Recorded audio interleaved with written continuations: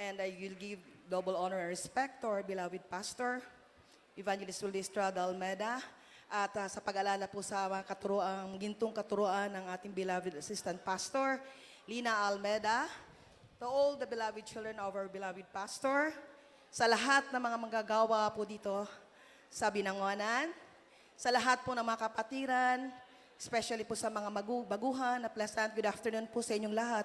Hallelujah, glory to their Jesus. At gusto ko pong batiin, happy 29th year anniversary, Binangonan Outreach. Praise the Lord. Amen. Hallelujah, glory to their Jesus. Ako po ay nagpupuri at nagpapasalamat sa ating pinakamamahal na Panginoong Hesus sa mga oras na ito dahil sa pagkakataon na pinagkalob niya sa akin upang aking siya ay papurihan at pasalamatan sa Espiritu at katotohanan. Amen. Praise God. Ako po ay naligtas sa gawain ito, sa banal na gawain ito. When I was only 19 years old, mga minamahal, meron po akong taglay na mga karamdaman. Meron po akong, hallelujah, praise the Lord. Meron po akong, hallelujah, praise the Lord, hallelujah. Meron po akong sakit sa kabuanan. Pag dumarating po, nahihirapan po talaga ako. Grabe ang pagtitiis ko, mga minamahal. At alam niyo po, mga minamahal, tinawag po ako ng mahal na Panginoon dito sa banal na gawain. Hindi po dahil sa sakit ko, mga minamahal. Talagang tinawag po ako ng mahal na Panginoon upang siya ay aking paglingkuran. Amen. Hallelujah, glory to their Jesus. Yung karamdaman ko na hindi ko nalaman, pinagaling na lang po basta-basta ng pinakaman. Instant po yun nung nakilala ko ang mahal na Panginoon. Nung araw na yun, nung gabing yun, mga minamahal, Amen. ang aking karamdaman, ang aking pag-uugali, binago ng ating pinakamamahal na Amen. Panginoong Jesus. Mula noon, 1983, sa kahabagan ng mahal na Panginoon, nandito pa po ako, mga minamahal, patuloy niya pong pinanghahawakan. Hallelujah, glory to their Amen. Jesus. Meron po akong ipatutuo, mga minamahal. Ako po ay isang biktima ng kidlat, mga minamahal. Ako po ay nasunog po ang ibang parts ng aking katawan, mga minamahal. Umusok na po ang aking katawan. Pero sa himalang kaparaanan, mga minamahal, nung time na nakala ko po hindi na ako mabubuhay. Dahil wala na po, nagmanhid po ang aking buong katawan. Parang tripod po na kapal ng katawan ko. Wala po akong naramdaman ni isang patak na luha, mga minamahal. Hindi pumatak sa akin luha. Nung araw na yun, nung time na yun, kinakausap ko malapit nun sa aking isipan. Mahal na Panginoon, kung araw ko na ito, kukunin niyo ako, saan kaya ako pupunta? Pero napakabuti ng ating Diyos na buhay. Amen. Sa una't dalangin ng mahal na pastor, alam niyo mga minamahal, umuwi ako ng probinsya, dito po ako naligtas sa dako ng Loton, mga minamahal. Karoon po tayo ng 31 or 32 days crusade if I'm not mistaken. Doon po ako tinawag ng mahal na Panginoon upang maglingkod sa Kanya. At ako, after ilang years po ako inauwi ng probinsya, wala pong banal na gawain sa dako ng Iloilo, mga minamahal. Hirap na hirap ang spiritual, pero napakabuti ng ating Diyos. Alam niyo, mga minamahal, nag-struggle dahil doon po ako nagtapos ng aking pag-aaral. Mga sanlibutan po ang mga kasama ko, pero napakabuti ng mahal na Panginoon. Hindi ko po inisip na bumalik sa dating ginagawa. Nandun yung panghawak sa akin ng malapag, nag-ilaw po ako sa mga kaklase ko, mga minamahal, even sa pananamit, sa pananalita. Glory to God, pinapasalamatan ko yan sa ating pinakamahal na Panginoong Jesus. Kaya po, nung sinubukan po ako, hindi ko alam kung pagsubok po, mga minamahal, o palo po sa akin, dahil nagkukulang na po ako sa mahal na Panginoon. Pero kahit pa man, mga minamahal, kahit despite ng mga kahinaan ko, kakulangan ko sa paglilingkod sa pinakamahal na Panginoon, nung ako po'y natamaan ng kidlat, niligtas niya po ako. Hallelujah! Glory to their Jesus. At isa pa po, meron po akong, I have 4 children, mga minamahal. Yung youngest ko po, kambal. Yung isa po doon, when was only 3 or 4 years old, if I am not mistaken again, mga minamahal, nagkaroon po siya ng sakit na hindi po na-diagnose dahil po tayong Kristiyano, hindi po kami nagpapadoktor, mga minamahal. Alam niyo po, umabot ng 2 linggo mahigit. Nagdudumi po yan, nagsusuka. Makita niyo, mga minamahal, kaya pag nagpapatotoo dito tungkol sa kanilang anak, naaalala ko po ang nangyari sa aking bunso, mga minamahal. Pag nakita nyo, para siya pong buhay na patay. Kasi po, yung kanyang mata, yung po yung sign na malapit ng mamatay. Hindi po siya kumakain, hindi po siya dumidede, hindi po siya uminom ng tubig. Tuyong-tuyo po siya, mga minamahal. Hanggat isang araw, vinisit po kami ng aming kaibigang doktor. Sabi niya sa akin, ate, kahit i-dextrose lang or i-IV lang yung bata. Kasi dehydrated na siya, mga minamahal. Hindi na siya nagsasalita. Kung makita niyo, mga minamahal, bilang nanay, nasasaktan ako. Sabi ko, anytime pwede kong ipa-hospital, pero hindi ko pinayagan yung aking loved ones nga ipadala sa ospital. Nanampalataya ko, mga minamahal. At that time, sabi ko sa kanila, sabi ng mother ko, pag namatay ang anak mo, papakain ko sa iyo yan. Hindi ako natinag, mga minamahal. Hindi ako natakot. Sabi ko man na Panginoon, Diyos, ikaw nakilala ko na Diyos noon hanggang ngayon, ganun pa rin, mga minamahal. Hallelujah, glory to Jesus. Pinanghawa kong aking pananampalataya hanggang nakarating kami sa bahay-sambahan, mahal na Panginoon, dahil noong 1992, nagkaroon na po ng banal na gawain sa dako ng Iloilo. At nagkaroon po tayo ng church anniversary that time. Nilehans po siya ng ating beloved ordained preacher sa kahabagan sa unat dalangin ng beloved pastor evangelist Wildy Estrada Almeda. Ang himala ng mahal na Panginoon. Nakaka-overwhelmed, mga minamahal. Parang magic.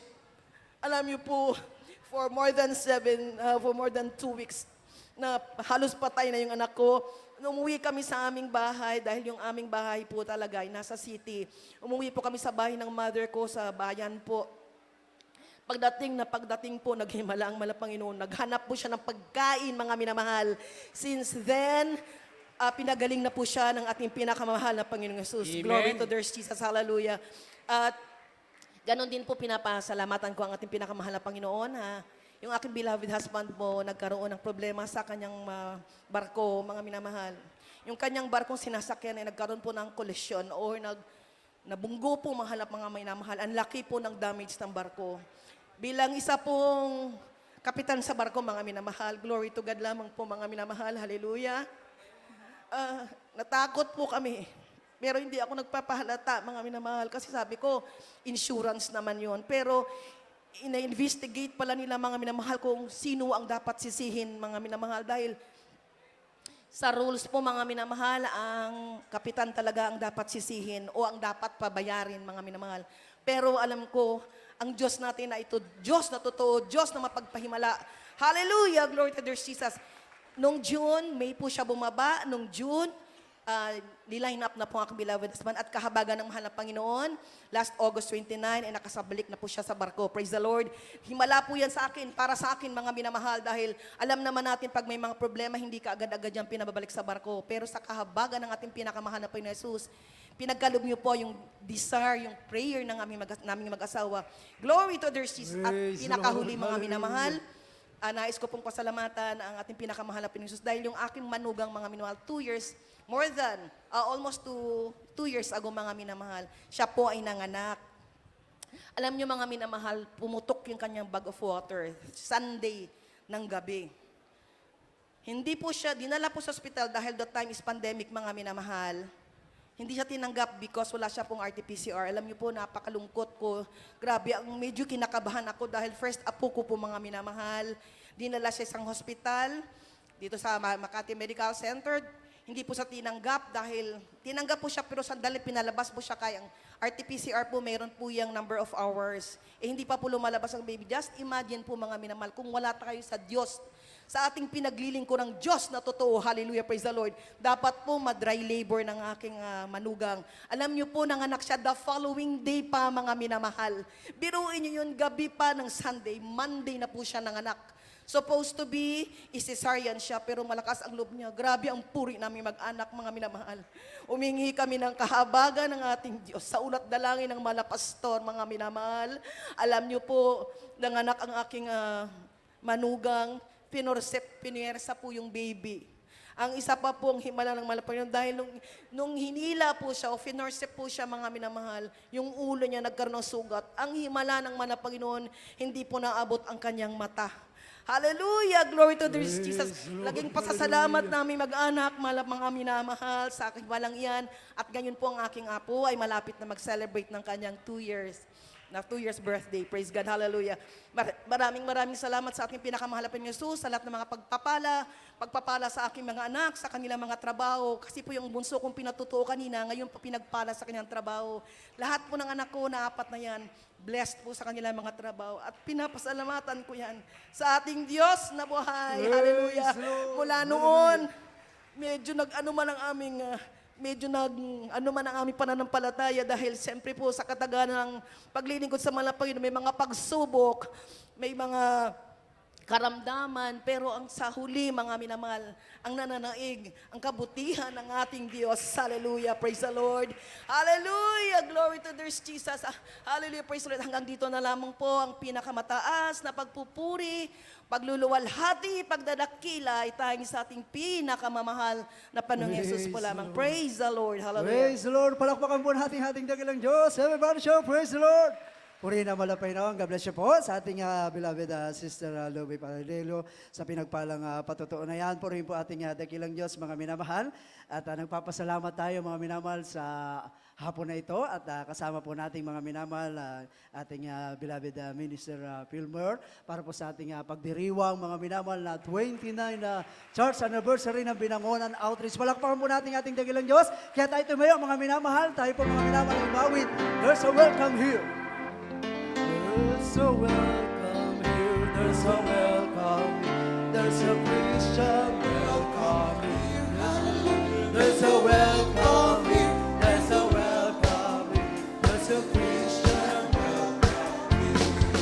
Oh, there's a welcome here, there's a welcome here, there's a Christian welcome here. Hallelujah, there's a welcome here, there's a welcome here, there's a Christian.